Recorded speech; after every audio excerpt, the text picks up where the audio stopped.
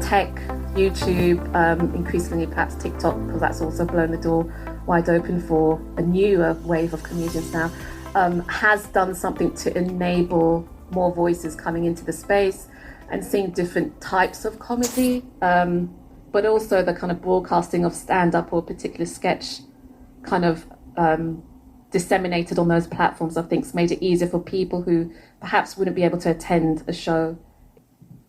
To me, authenticity is also about being true to your own heart, because we think, we all know the heart, brain, gut feeling, and especially as comics, that whole system, you feel it in your stomach, don't you? You know when you've got that connection, that deep belly laugh in your throat, the laughter to your mind, through your heart, through your mind, that whole connection through the vagus nerve. Just had to throw that in there if anybody's not listening. I heard that for the first time. I went, Vegas. Anybody else going, Vegas?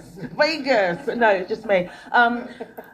But it is that connection. When you sit on the edge of your seat and you're seeing some comedy.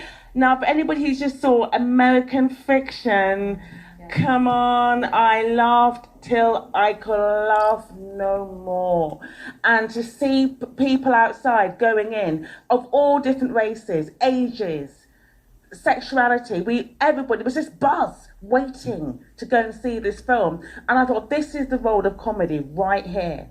There is not one type of person. We're all talking. I was talking to an older lady who was from Hackney, going to see it. They're in their 70s. Can't wait to see it.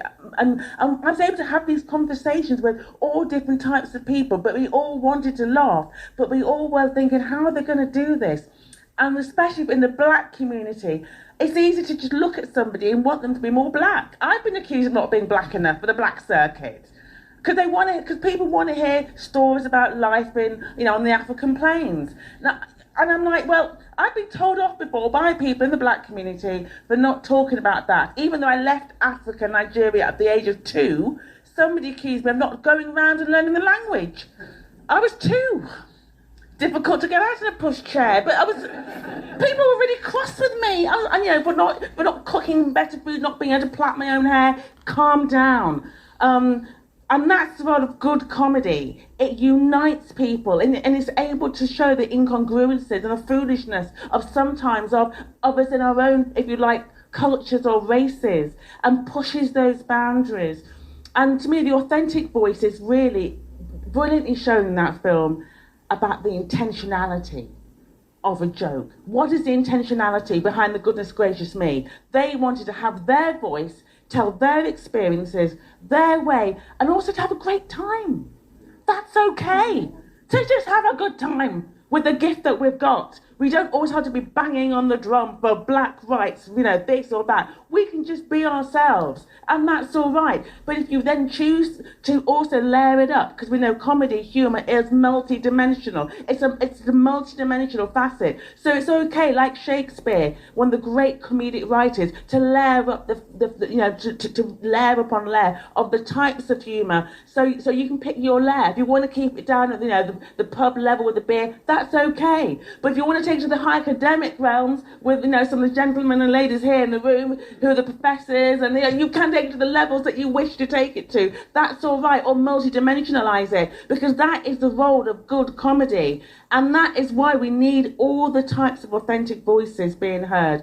And there's a great line in the film that they looked at the two different roles, and it's the same coin. Do we just go, yes, it's true, the black voices in the film need to be heard, that's true. But the way that they was being told was was through the medium of making money. So it was the right concept, but it was just there to make cash. Therefore, we're going to take people's stories and we're going to use them to make money. Is that wrong? Because the intention is wrong, even though the concept is right. But then the other side of the coin was, do we just, we don't want to just be always as black people, always gangsters, rappers and prostitutes. We've all moved on from that. So we want to move through to upper echelons, upper concepts. We don't want to limit our own race either. That's also the other side of the coin. And it's okay to have more than one truth in the room at any one time.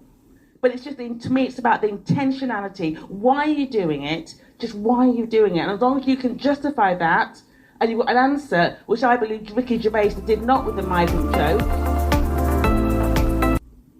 and then it just falls foul because then you haven't got an answer, and then you get sort of angry about it because you haven't thought about the people that you're talking to. So that to me is what it's about. Authenticity is about the intentionality of where you're going. Yes.